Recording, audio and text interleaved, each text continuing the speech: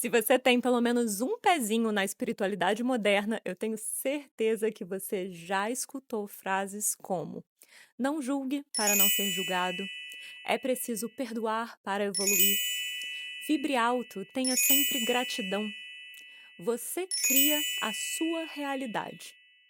Seja sempre uma boa pessoa e coisas boas acontecerão com você. Essas frases parecem trazer paz, consciência, elevação. Parecem falar sobre verdades elevadas às quais nós deveríamos nos associar. Mas será que é isso mesmo? Será que se a gente olhar de perto para elas, os seus significados se sustentam? Hoje nós vamos destrinchar alguns desses slogans da espiritualidade da nova era e debater um pouco sobre o que há de verdade neles. E o que são falsas informações, vestidas de iluminação espiritual, que estão, na verdade, te afastando do seu caminho espiritual, em vez de te aproximar dele. Meu nome é Renascimento e nesse canal nós falamos sobre espiritualidade e autoconhecimento, de forma madura e inteligente. Se você gosta desse tipo de conteúdo, não deixa de se inscrever aqui no canal, curte esse vídeo e aciona o sininho das notificações para você não perder nada por aqui. Eu dividi esse vídeo em duas partes. No vídeo de hoje, a gente vai falar sobre julgamento, perdão, vibração e gratidão. A gente vai olhar para esses conceitos de perto e entender sobre o que eles estão falando de verdade, se a gente olhar para além das lentes da espiritualidade rasa. Na segunda parte desse vídeo, a gente vai falar sobre a premissa espiritual de que nós devemos ser boas pessoas e o que isso significa exatamente. E vamos nos aprofundar na ideia de que nós criamos a nossa própria realidade. Eu sei que esse tema pode parecer estranho, afinal, eu falaria que a gente não deve ser boas pessoas?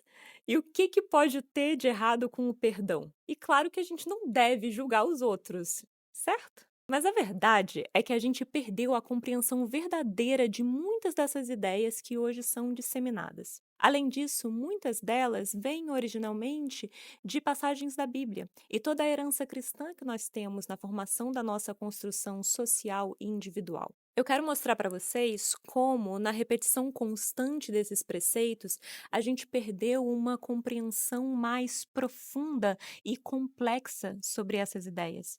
E a gente vestiu elas superficialmente com falas e atitudes desenhadas para fazer a gente se sentir como boas pessoas, mas sem a gente parar para pensar se é isso mesmo que a gente deve ser.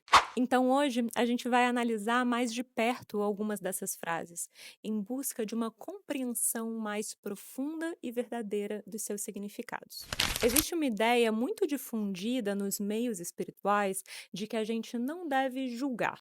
A frase "não julgueis para que não sejais julgados" vem da Bíblia, especificamente do Evangelho de Mateus, capítulo 7, versículo 1. Essa é uma das falas atribuídas a Jesus no chamado Sermão da Montanha. A citação, na sua forma mais comum, é: não julgueis para que não sejais julgados, pois com o juízo com que julgardes, sereis julgados, e com a medida que usardes, também vos medirão. Esse trecho é frequentemente citado fora do seu contexto mais amplo. No discurso completo, Jesus está falando sobre hipocrisia. Ele critica quem julga o outro enquanto ignora as próprias falas. O foco original não é exatamente a proibição do julgamento em si, mas sim a forma e a intenção com que se julga, e a coerência entre julgamento e autocrítica. Ao longo do tempo, esse verso foi simplificado na cultura popular e nos meios espirituais, e virou uma coisa "não julgue ninguém". Assim, a gente perdeu a complexidade original da crítica à hipocrisia e ao julgamento incoerente. Hoje em dia, parece que julgar é uma coisa automaticamente errada, como se o ato de fazer um julgamento fosse sinônimo de arrogância ou uma falta de alinhamento espiritual. Mas isso confunde duas coisas completamente diferentes: o julgamento moral e o discernimento. E é sobre isso que eu quero falar, sobre o discernimento, porque ele é essencial para a nossa vida. Se eu não posso julgar uma prática, como eu vou escolher o que me serve e o que não me serve? Se eu não posso julgar uma fala, como eu vou identificar o que é sabedoria e o que é manipulação? Se eu não julgar o que é certo ou não para a minha vida, eu vou me colocar numa posição de ter que aceitar absolutamente tudo que aparece por aí. E, na minha opinião, foi assim que a gente se meteu numas grandes furadas modernas. A ideia de não julgar foi ganhando uma aura de virtude, mas na prática ela tem silenciado o nosso senso crítico. Tem feito muita gente ficar em espaços que claramente não fazem bem só para não parecer negativa ou pouco evoluída. O nosso discernimento tem a ver com o nosso senso de direção, com a nossa bússola interna que nos aponta a direção. Tem a ver com a nossa intuição, aquela escuta mais profunda que nos diz o que é e o que não é para a nossa vida e para o nosso caminho. Esse caminho não precisa ser aceito por todo mundo ao nosso redor. Ele precisa sim fazer sentido para a gente. Esse é o verdadeiro alinhamento espiritual, da gente com a nossa própria via. Você pode sim olhar para determinado comportamento e achar que aquilo não é bom, que aquilo não ressoa com você, não condiz com o que você quer para a sua vida. Eu preciso entender o que é e o que não é para mim, para eu entender por onde eu quero seguir e a que ideias eu quero me filiar e de que pessoas eu quero me aproximar. Se eu aceito tudo, eu me afasto automaticamente do meu centro. Eu acredito bastante naquela máxima de que você é a média das 5 pessoas com quem você mais convive. Não necessariamente ao pé da letra, com esse número exato, mas eu acredito que a gente absorve e a gente se molda muito por aquilo que existe ao nosso redor. Então, a gente precisa olhar à nossa volta com discernimento e entender se aquilo é mesmo o que a gente quer para a nossa vida. A abdicação do nosso julgamento é um paradoxo que nos tem sido vendido, como se para ser espiritual você precisasse desligar o seu senso de direção. Só que sem esse senso, a gente aceita qualquer coisa, desde ideias distorcidas até comportamentos abusivos. Julgamento não é sinônimo de condenação. É sobre observar, avaliar e perceber e assim fazer escolhas baseadas naquilo que se sente, que se vê e que se percebe. Quando a gente abandona esse lugar interno por medo de parecer espiritual de menos, a gente se perde. A gente terceiriza o nosso compasso interno. E aí, o que deveria ser um caminho de consciência vira uma repetição de frases que não fazem sentido, mas que continuam sendo ditas porque todo mundo diz. Lembra quando sua mãe te dizia: se todo mundo pular do penhasco, você também vai pular? Só porque uma coisa foi aceita por uma maioria não quer dizer que aquilo é necessariamente para você. E também não quer dizer que a maioria está certa. Até porque, se você observar, a maioria dos sujeitos modernos vive hoje em dia uma infelicidade. Em trabalhos que não lhes fazem bem, contando o dinheiro para as contas no final do mês, presos a uma escala de trabalho na qual só se é possível sobreviver, viciados em distrações nas telas do celular, em descargas rápidas de dopamina e prazeres efêmeros. Então, novamente eu te pergunto: será que você quer mesmo ser igual a todo mundo?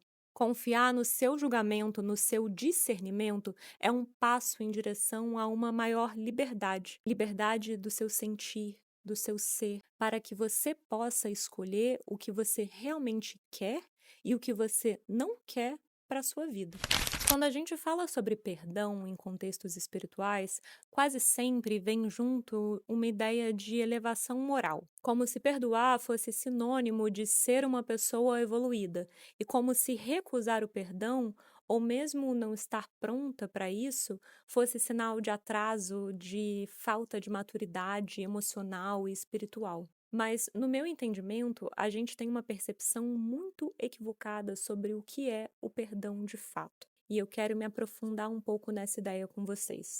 Em várias tradições espirituais, o perdão tem um valor central. Muito do entendimento que a gente tem e que é propagado a respeito do perdão vem de raízes cristãs baseadas em passagens da Bíblia, como, por exemplo, perdoa-nos as nossas dívidas, assim como nós também perdoamos aos nossos devedores, em Mateus 6,12. E Pai, perdoa-lhes, porque não sabem o que fazem. Em Lucas 23:34. A gente tem diversas outras passagens na Bíblia que falam sobre o perdão, mas será que a gente está entendendo isso de verdade? Etimologicamente, a palavra perdão vem do latim perdonare, que significa algo como dar por completo.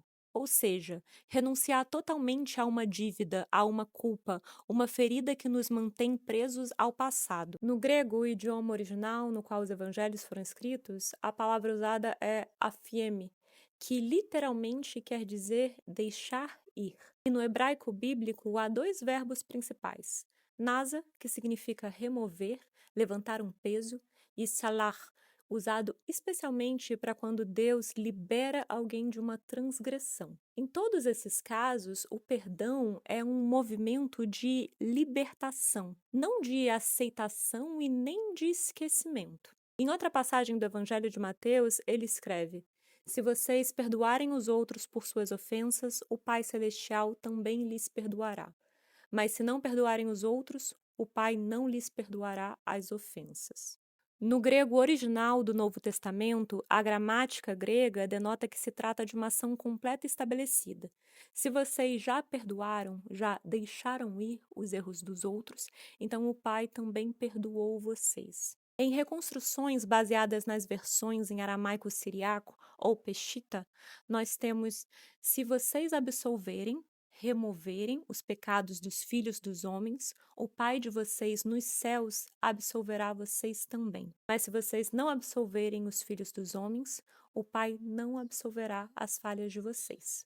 Lembrando que os primeiros escritos do Novo Testamento foram no grego koiné, que era a língua comum do Império Romano Oriental da época. Mas existe um entendimento de que Jesus provavelmente tenha falado em aramaico. No entanto, os evangelhos foram escritos décadas depois por comunidades cristãs helenizadas, e as traduções em aramaico foram ainda posteriores a isso. Então, embora não seja possível saber com certeza como Jesus falou, essas formas de linguagem refletem a lógica semítica original, em que perdoar significa remover a culpa ou a dívida, e não concordar com o erro, mas sim dissolver o efeito da vinculação emocional e espiritual. E o que isso significa de fato?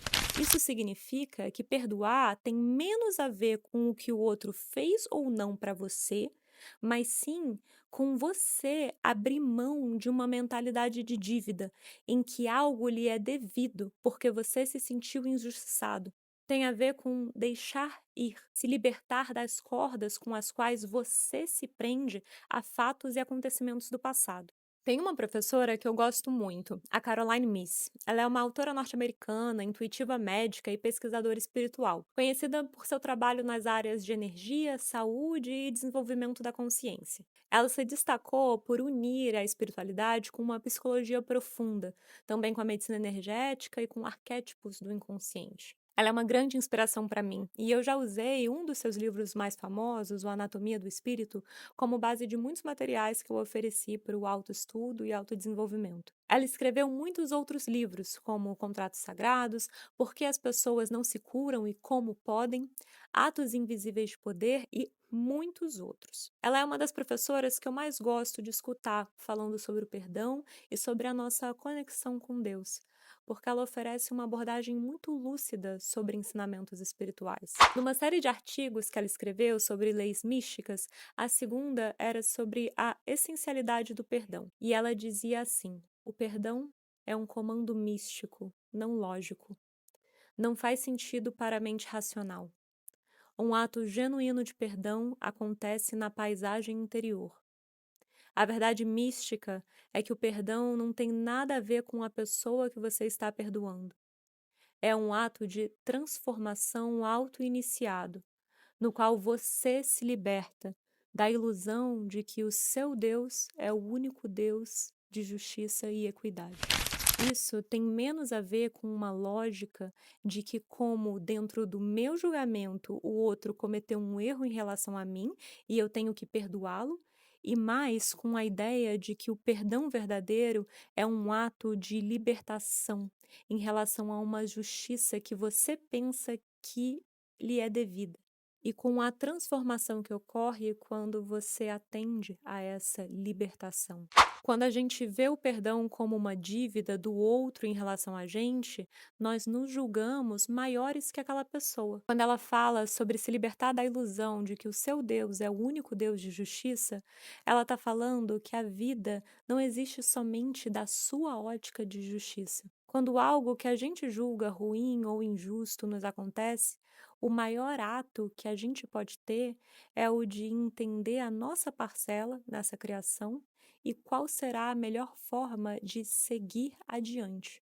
Perdoar o outro não é sinônimo de esquecer algo que aconteceu e voltar às coisas como elas eram antes. Você pode perdoar e escolher não ter mais aquela pessoa na sua vida, mas seguir em frente sem se prender àquilo que aconteceu. E eu aqui quero fazer um paralelo com a visão budista. No budismo, o foco não está em inocentar o outro ou justificar ações, mas sim em romper o ciclo de sofrimento que nasce do apego à dor. O perdão seria um paralelo com o ensinamento budista sobre desapego, como se o perdão fosse uma renúncia à necessidade de que algo aconteça para que eu me sinta livre. Não significa que o outro não errou ou que você não sofreu por conta do que quer que tenha acontecido, mas sim que você não precisa mais carregar esse peso consigo. Uma outra frase que eu já escutei da Caroline Myss sobre o assunto é que o perdão é uma verdade mística, porque ele nos devolve o poder. Ele corta o vínculo energético que mantém a nossa alma presa à história da dor. Quando a gente não perdoa, a gente ainda está lá, naquela cena, naquele dia, naquele trauma. Perdoar, nesse sentido, não é um presente para o outro, é um corte para que a gente possa seguir em frente. Mas olha o paradoxo. O jeito como a ideia de perdão foi ensinada sugere que a gente não só perdoa quando o outro merece, mas que quando a gente perdoa, a gente esquece o que passou e que as coisas voltam a ser como eram antes. Mas não é o outro que precisa mudar ou se arrepender para que nós lhes perdoemos. Somos nós que precisamos mudar para nos libertar da versão de nós mesmos que concordou, mesmo que inconscientemente, que aquilo acontecesse em nossas vidas. Perdão é quando eu entendo que ninguém me deve nada, porque o que me foi tirado eu posso reconstruir de uma forma melhor. E quando eu decido que a minha integridade vale mais do que ter razão, e isso não quer dizer que eu quero o outro de volta ou que eu vou esquecer, ou que eu não posso ter o outro de volta, mas quer dizer que eu não preciso mais carregar essa história como um fardo, que eu não vou mais deixar essa pessoa, essa situação, ou o que quer que seja, ocupar espaço dentro de mim. É um ponto final. Não naquilo que aconteceu, mas no quanto isso ainda dita quem eu sou hoje. Outra crença muito comum no meio espiritual é de que a nossa vibração precisa estar lá no alto o tempo todo. Ela é muito importante, a gente não pode deixá-la baixar. Eu já falei sobre isso em muitos outros vídeos, como esse aqui, em que a gente falou sobre os perigos de uma espiritualidade desconectada da vida real. Eu sinto que a gente precisa repetir esse assunto, olhando para ele em outras camadas, sob outras lógicas. Porque a verdade é que, de muitas formas, isso nos é passado como uma receita para a felicidade e para a realização espiritual. Hoje, nós vamos nos aprofundar um pouco nesse assunto, falando sobre a distorção da ideia de gratidão e sobre a polaridade que nos compõe como seres humanos. Nesse vídeo aqui, nós falamos um pouco sobre essa polaridade, sobre a ideia de que o positivo é bom e o negativo é ruim, de que o alto é melhor que o baixo e assim por diante. A verdade, no entanto, é que tudo isso é parte da mesma coisa. Se a luz não existe sem a sombra, como uma pode ser melhor que a outra? Uma pilha, por exemplo, só funciona porque tem dois polos, um positivo e um negativo. Esses polos não estão em conflito entre si, eles se complementam. O polo negativo não é ruim e o positivo não é bom. Eles são apenas necessários, cada um com a sua função específica dentro daquele sistema. Sem essa polaridade, não existe fluxo de energia, não existe corrente, não existe vida útil. A energia se move justamente por causa da tensão entre os dois lados. Para quem chegou aqui agora, vale a pena ver os outros vídeos, para ter uma ideia melhor sobre as ideias que eu defendo aqui de uma espiritualidade conectada à realidade e à inteireza do ser humano, e não a uma versão fantasiosa. Mas então vamos lá. Muitas das ideias que nós criamos sobre os termos alto e baixo, como coisas boas ou ruins, superiores ou inferiores, têm raízes na tradição judaico-cristã, especialmente nos simbolismos bíblicos e na filosofia cristã medieval. O alto passou a representar o divino, os céus, o puro, o celestial, enquanto o baixo passou a representar o terreno, o carnal, o impuro, os infernos. Essa forma de pensar estabelece uma hierarquia linear e vertical, onde o céu está acima e o inferno está abaixo, e por extensão, onde sentimentos e estados considerados elevados são melhores do que aqueles de baixo.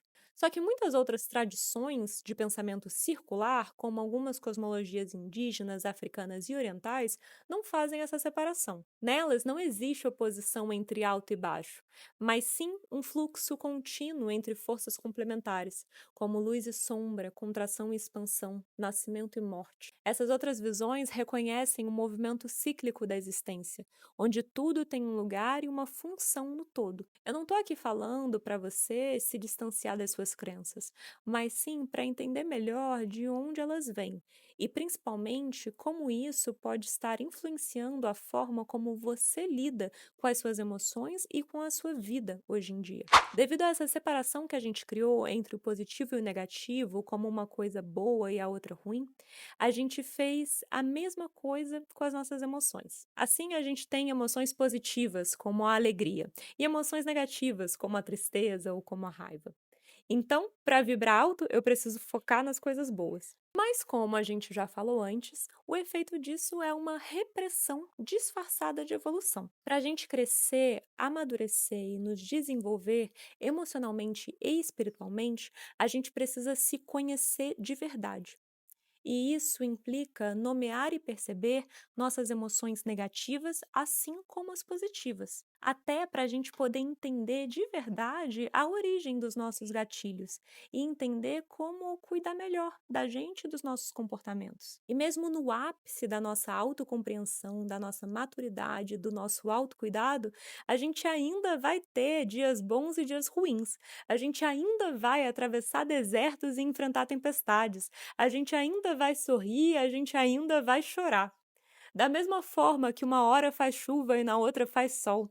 As nossas emoções, elas são como o tempo, que muda de acordo com as condições que se apresentam.